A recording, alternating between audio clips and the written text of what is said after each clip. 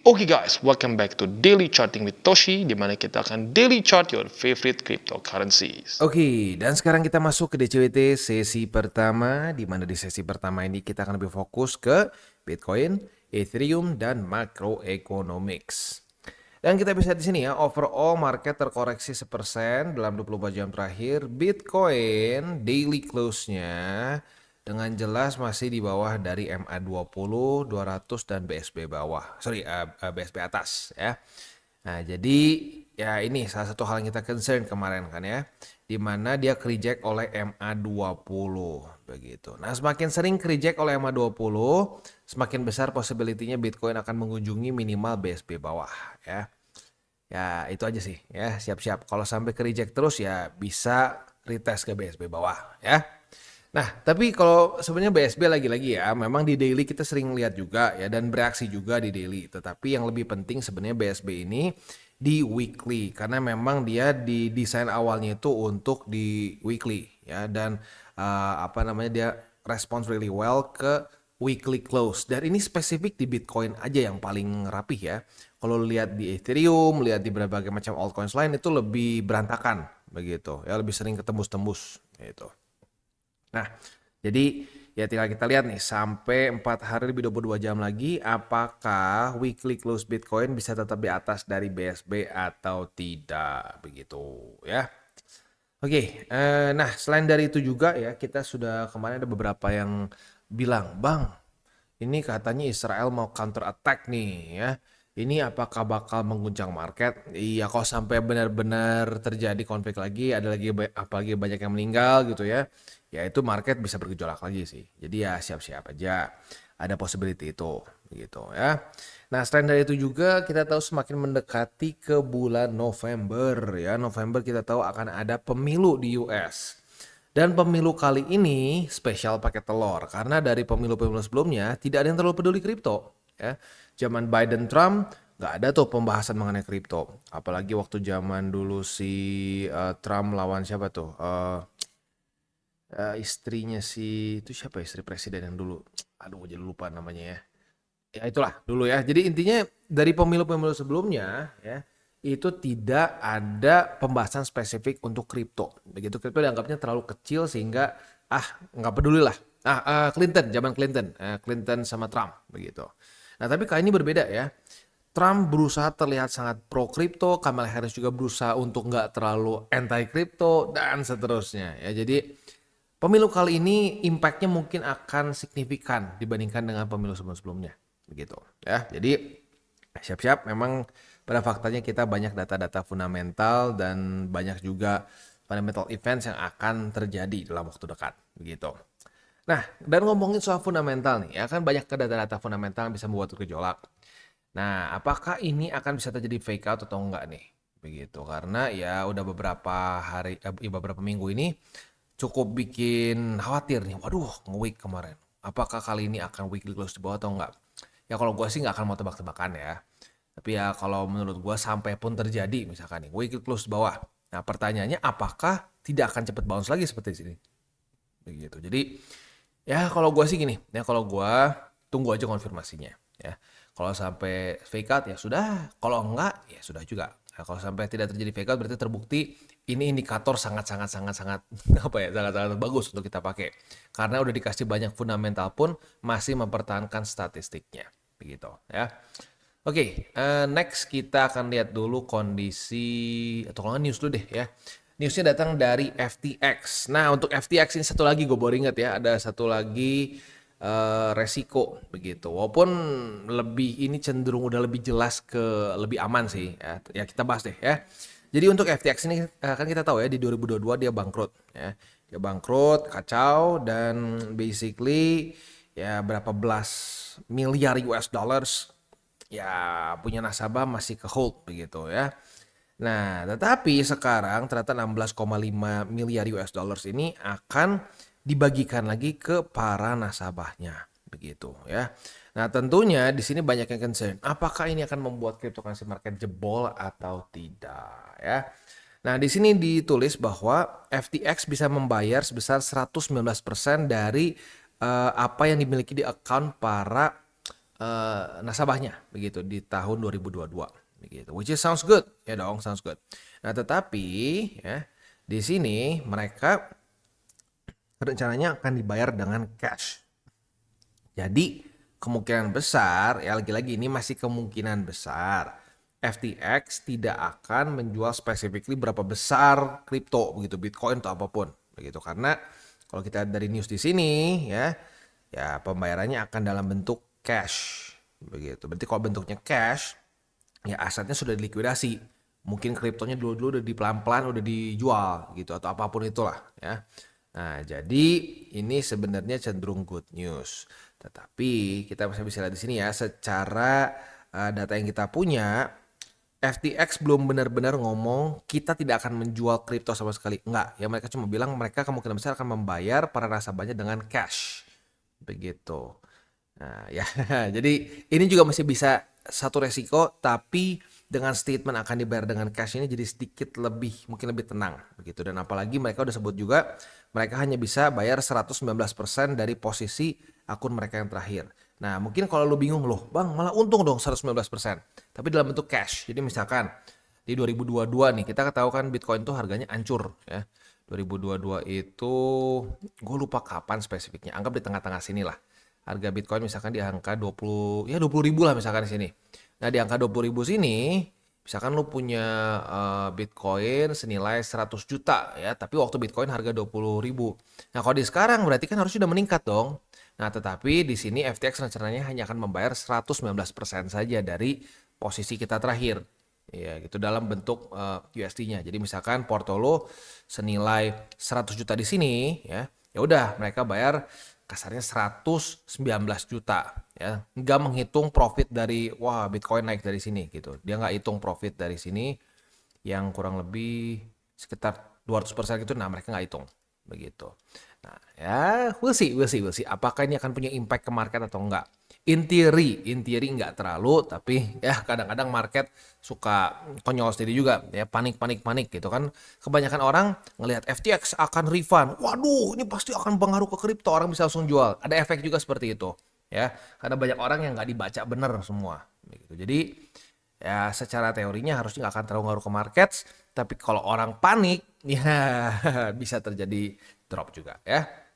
Oke. Next economic calendar untuk hari ini kita akan keluar satu data penting jam setengah 10 malam yaitu crude oil inventories. Jadi siap-siap buat lo yang punya posisi futures jam setengah 10 malam ya ada possibility terjadi volatility. Untuk hari ini cuma satu aja.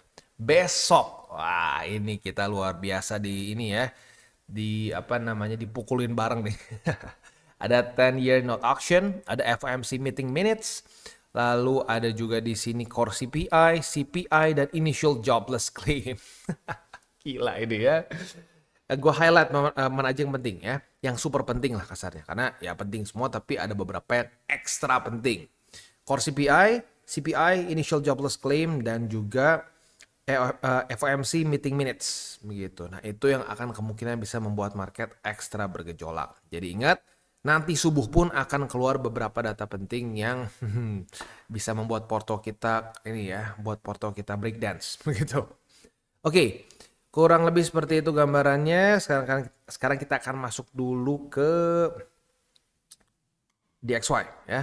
Untuk DXY dia kondisinya masih ke reject oleh 102,63 ya. Nah, jadi ya nggak terlalu berbeda jauh dibandingkan dengan kemarin. Untuk Bitcoin dominance mulai turun dan sepertinya akan koreksi ke MA20. Nah, pertanyaannya bounce atau enggak nih? Kalau bounce dan membuat higher high, ya semoga higher high-nya ini BTC ngepump. Begitu ya, jangan ini naik BTC koreksi. Kalau BTC koreksi ini naik, berarti altcoins-nya terjun payung. Begitu ya. Jadi ya ekstra hati-hati di situ aja gitu. Oke, itu kurang lebih gambarannya untuk makronya pada hari ini. Selanjutnya kita akan masuk ke buy limit.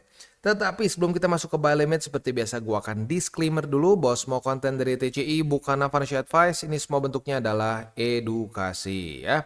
Lalu bagaimana cara untuk mendukung TCI? Ada banyak caranya. Lu bisa like our video, bisa share our video, atau juga bisa menggunakan link referral kita di bawah. Dan sekarang kita akan dengar dulu pesan-pesan dari sponsor kita pada hari ini. Oke, today's video is brought to you by Maxi. Dan hari ini kita akan bahas event eksklusif Maxi dengan TCI, yaitu event deposit and trade. Dan kita bisa earn sampai 20.000 USD ya. Ini berlangsung sampai tanggal 21 Oktober, jadi waktunya masih cukup lama buat lo yang pengen ikutan. Langsung aja kita bahas. Event pertama kita bisa mendapatkan sampai 100 USD ya. Ini dengan simple banget caranya, dengan tinggal net deposit dan juga untuk spot dan futures trading. Net deposit lebih dari 500 USDT akan mendapatkan 10 USDT futures bonus.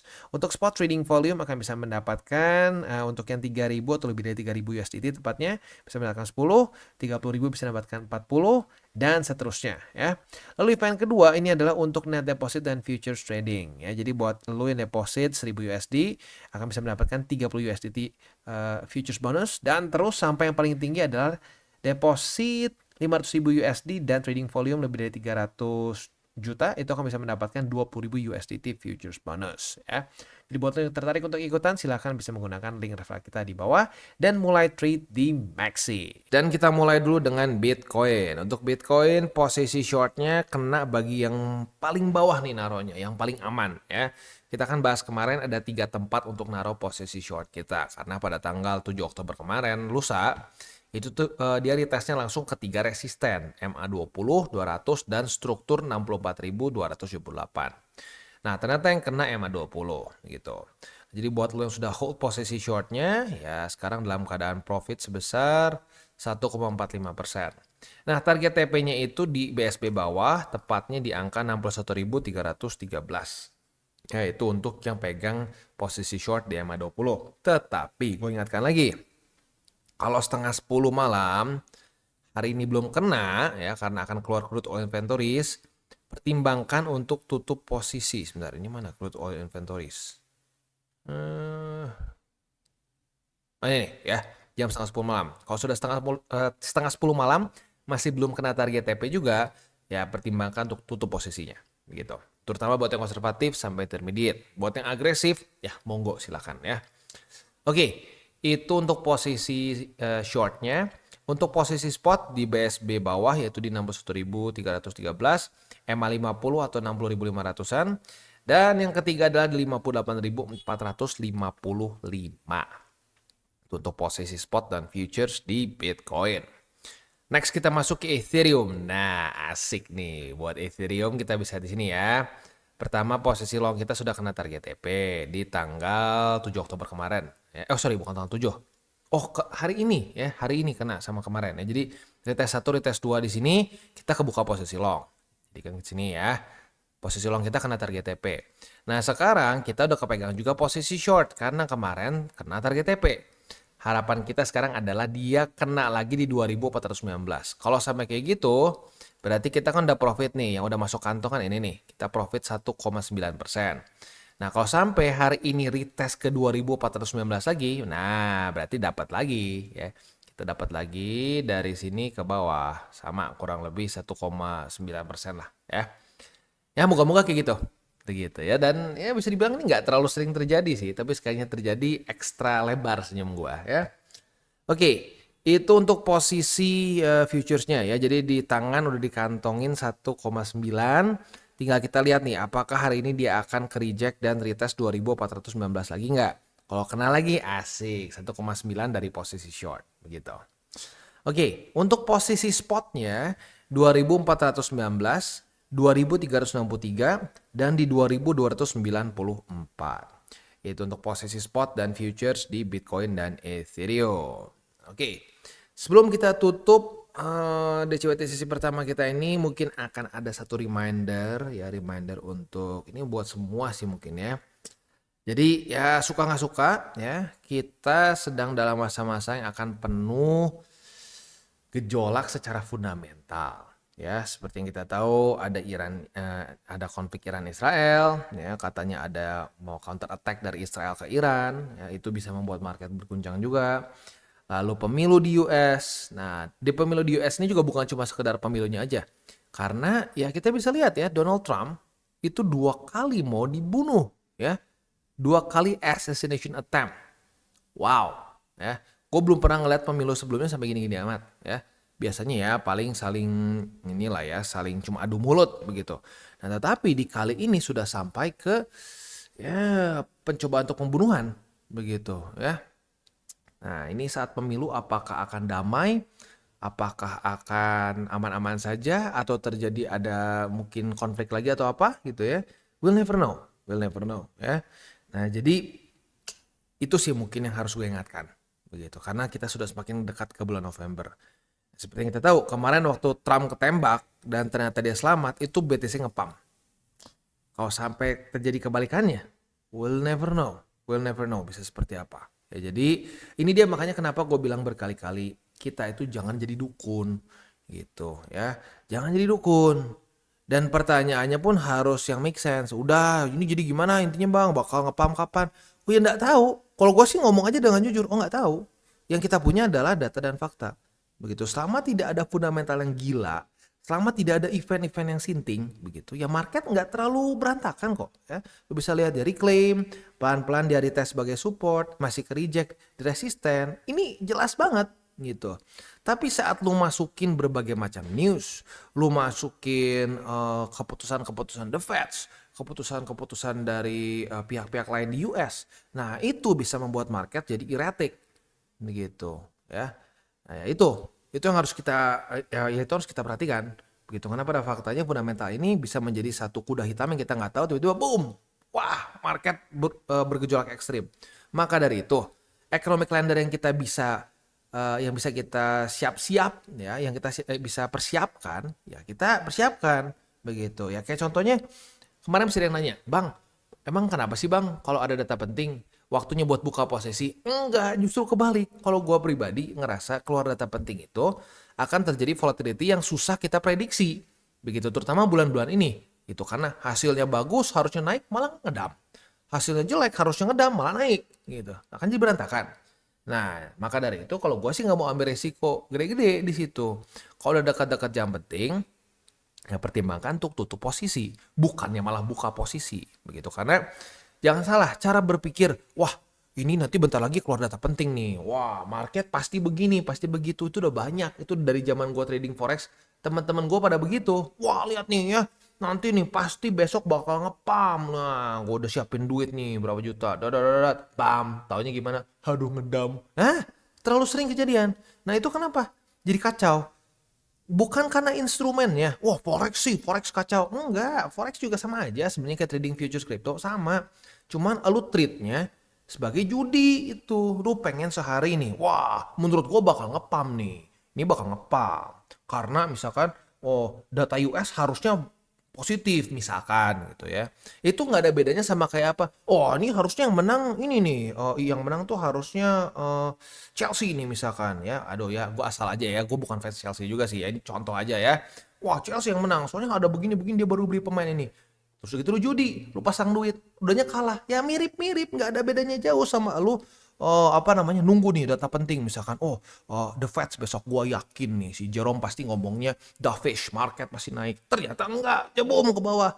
Nggak ada bedanya sama lu judi bola, nggak ada bedanya sama lu judi judi ya. Kalau judi online lebih parah ya, kalau main slot itu lebih konyol lagi, cuma klik klik klik klik itu even dumber menurut gua ya.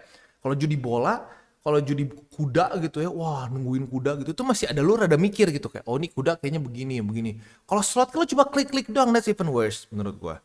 Ya tapi sekali lagi, kalau lu pengen tradingin data-data penting gitu ya, wah ini volatile nih, wah pasti ngepam, pasti ngedam. Itu namanya tebak-tebakan dan judi.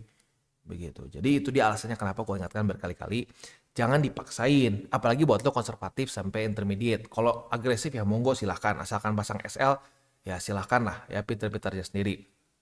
Tapi buat lo yang konservatif, di data-data penting seperti ini, pertimbangkan untuk tutup posisi. Karena ada yang sempat tanya, Bang, kemarin padahal kalau misalkan nggak ditutup, kita kena lo target TP. Iya, itu kalau kena. Kalau kebalikannya siap nggak? Nah itu. Berarti jatuh lagi ke apa? Jatuh lagi ke yang lebih fundamental lagi. Lu harus mikirin dulu resiko, bukan mikirin profit dulu. Mikirin dulu resiko, ya. Kalau udah siap dengan resikonya, monggo silakan jalankan. Makanya gue nggak bilang agresif salah, karena agresif udah tahu, oke, gue buka posisi atau gue nggak tutup posisi saat keluar data penting, ya gue malah bisa antara kena target TP atau sekalian disapat sama market, sekalian digorok. Ya udah, gue siap dengan resiko itu, ya gue pasang SL misalkan. Ya itu nggak masalah. Yang paling gue nggak suka tuh kayak gini. Wah, biarin, nanti kena. Nggak kena. Aduh bang, gimana bang? Posisi gue merah bang. Aduh bang, ini gue pasang apa? Gue masukin margin lagi nggak ya bang? Ya nggak tahu gimana posisi lu. Ini duit apa? Duit dingin, duit panas. Nah itu tidak bertanggung jawab. Sebagai seorang trader, sebagai investor tuh harus bisa bertanggung jawab atas posisi lu masing-masing. Gitu. Kasarnya kalau sampai lu dibawa ke court ditanya kenapa lu buka posisi, lu bisa jelasin semua. Lu bisa jelasin kenapa lu rugi segini, kenapa lu pasang SL di sini. Nggak cuma kayak, nggak tahu sih, kayaknya bakal profit. Kalau udah kayak gitu, ya nggak bisa. Gitu. Oke, kita tutup dengan 3 golden rules. Jangan pakai uang panas, jangan over leverage, dan berpikirlah jangka panjang. Oke guys, jadi itu adalah akhir dari segmen DCWT kita pada hari ini. Dan jangan lupa bagi kalian yang merasakan manfaat dari segmen ini, jangan lupa untuk share ke teman-teman kalian. Dan apabila lu pengen mensupport channel kita, ya TCI, jangan lupa untuk menggunakan link referral kita di bawah. Nggak wajib ya, tetapi apabila lu menggunakan link referral kita di bawah, ada macam-macam ya, dari Bybit, Huobi, Maxi, toko kripto, dan banyak lagi ya. Ya, walaupun nggak wajib, tapi kalau menggunakan link referral kita, lu secara langsung membantu perkembangan dari TCI. Dan satu lagi, jangan lupa juga untuk join Telegram group kita, di mana kita bisa ngobrol-ngobrol santai mengenai dunia cryptocurrency secara 2 arah.